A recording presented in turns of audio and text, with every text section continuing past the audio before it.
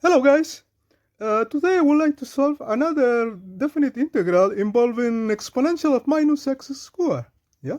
So the integral is integral from minus infinity to infinity of e to the minus x squared cosine of ax dx. Yeah.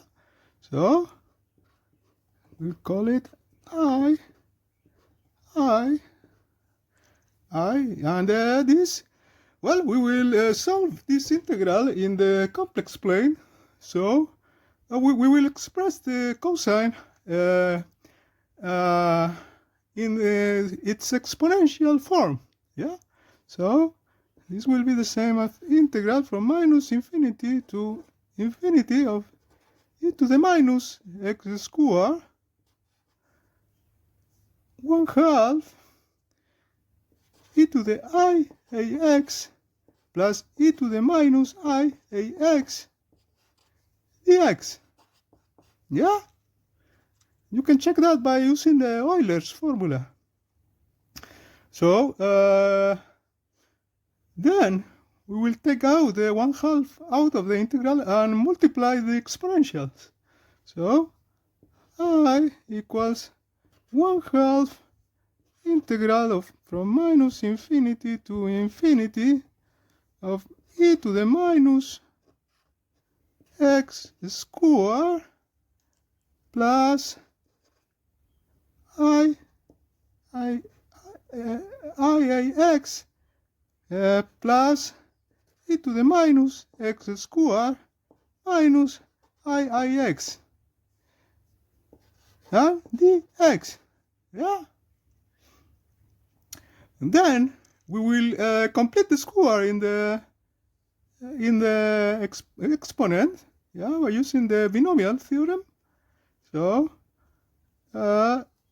then I equals 1/2 integral from minus infinity to infinity of e to the minus x minus ai over 2 to the square. So from this we'll get x squared minus x squared plus iax and plus I squared over 4. So we must subtract the I squared over 4. Yeah, so minus I squared over 4. Yeah, and here we will get something similar. Minus x plus ai over 2 to the square minus a squared over 4 dx. Yeah. So and then we will take the exponential of minus a squared over 4 as a common factor outside of the integral. Yeah. So I equals e to the minus a squared over 4 over 2. Yeah.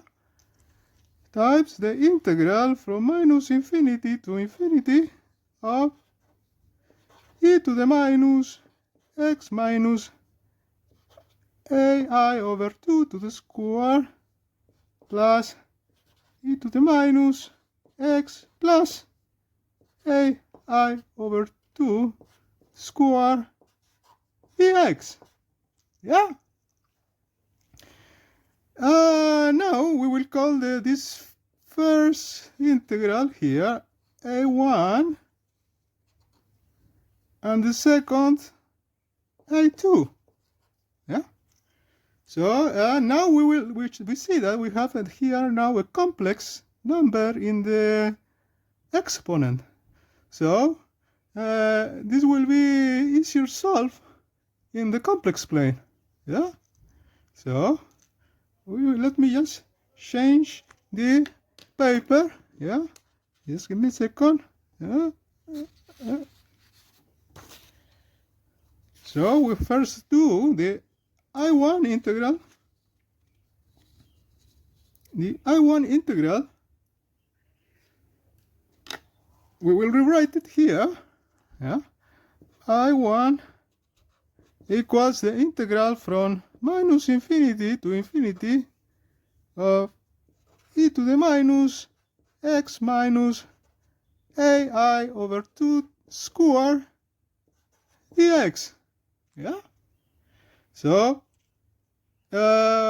we can see that this, we can think of it of an integral in the complex plane. Yeah? So, if we make if we draw the complex plane,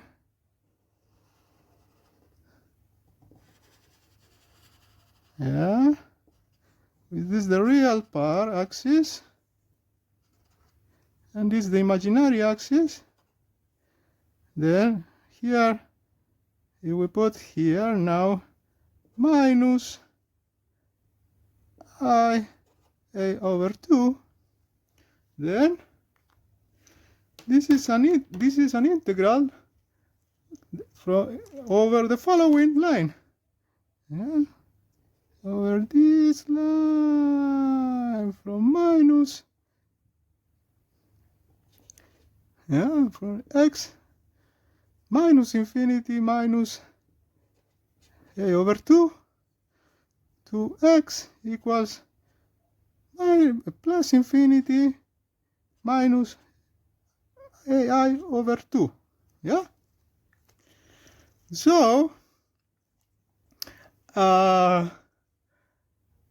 to avoid doing variable changes with a complex variable, we can use the residual theorem that says that if we make the integral in a closed contour, if there are no poles of the function inside this contour, then the sum of the integrals over the contours will be 0. Yeah? So we will use that fact. So we'll close the contour of the function. Now we will use another integral in the complex plane. Let's say IC equals the integral of e to the minus c squared dc. Yeah? And this integral, we will make it including this initial path here. So the path we will use will be the following. Yeah, we will close the path. So we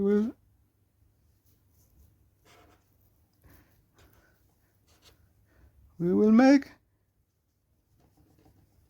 a path that goes through the real axis, yeah, then goes to a distance minus r, goes down to minus r minus I a over 2, then goes from this point to the plus r and minus I ai over 2, and then returns through the real axis. Yeah? So, and then we'll take the limit of r going to infinity. Yeah? And we will recover our initial integral in this part of the path. So, then we will take here, this path will be C1, this one will be C2, will be C3, and this will be C4. So, IC will be the integral in C1 plus the integral in C2 plus the integral in C3 plus the integral in C4. And as we said, as there are no poles of the function there, we will get a 0 for this integral, the contour integral. Yeah? So, then we will start evaluating. Yeah? The integral C1 equals the integral of our complex function over the real axis. So it will be the integral from r to minus r of e to the minus x squared dx.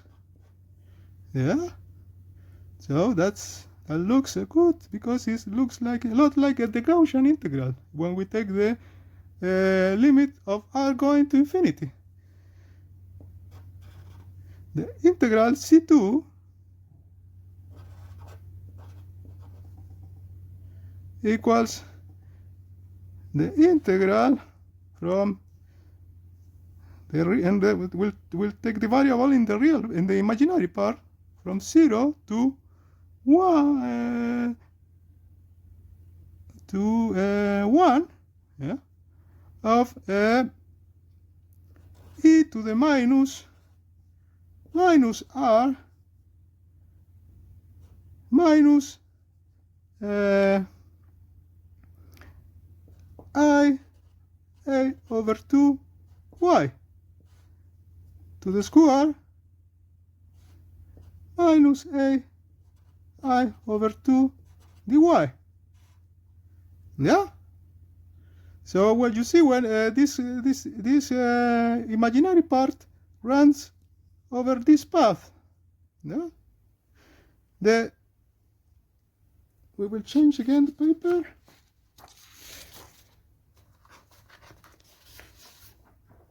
Now the integral over T3, it will be just our original integral. The integral over T3, yeah, just remember, is this over this line here. So it will be just integral of from minus r to r of e to the minus x minus a ia over 2 to the square dx. And this is just our original integral, I1. Yeah, so this one, we don't need to calculate anything. It's just our incognite. So, and finally, the integral on C4 equals is this integral over here. Yeah, it's the integral going in the right side of our integration box. So this will be the integral from 1 to 0 of e to the minus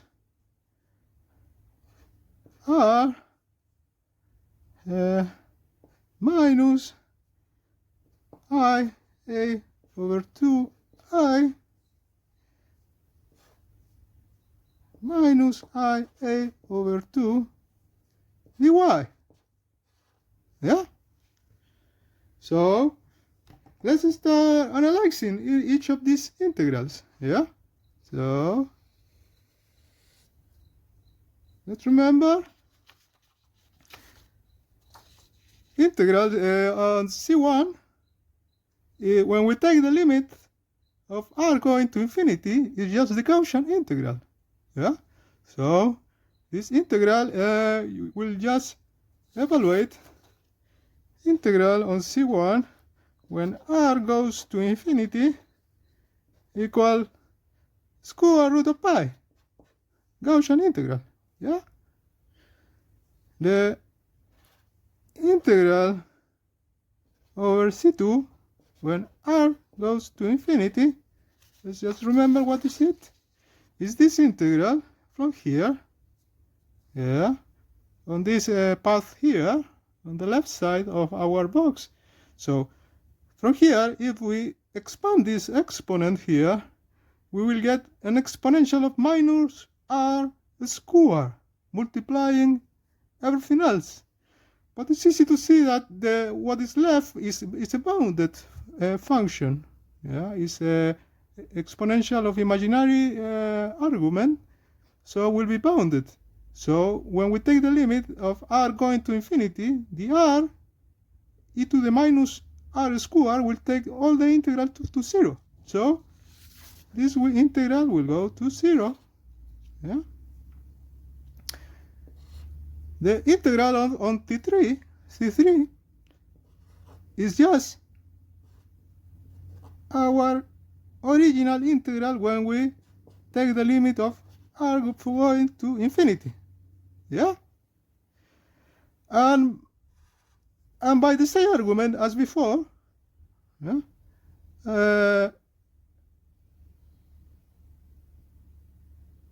sorry, the integral on C1, if you see here, the bounds of integration are inverted. So this is minus actually the Gaussian integral. Yeah. So here is just minus the Gaussian integral. Minus the square root of pi. Yeah. So, and then finally the integral in C4, when r goes to infinity, by the same argument as the integral on C2, will go to 0, because you'll get an exponential of minus r x squared. Yeah. So this will make vanish the whole integral. Yeah. So finally we got that when we use our original equality, that the sum of the integrals equals 0, because there are no poles of the function, then we got that I1 equals the square root of pi. Yeah, because there we have a minus sign, so when we make it, when we distribute the values, we get a positive sign in this equation. Yeah. So then, if you notice here, yeah, that I1, that is this integral that is here, when r goes to infinity, it doesn't depend on a. Yeah. So if we just change the sign here in the a, nothing will happen to I1. We will get exactly the same result. Yeah.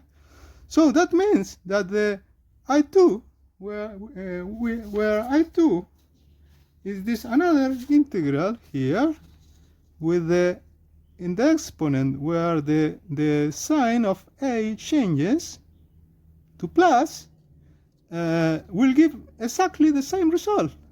Yeah. So also this will be equal to I2. Yeah. Easy, pretty easy. Yeah. Finally, our integral that we were looking for, the integral I equals integral from minus infinity to infinity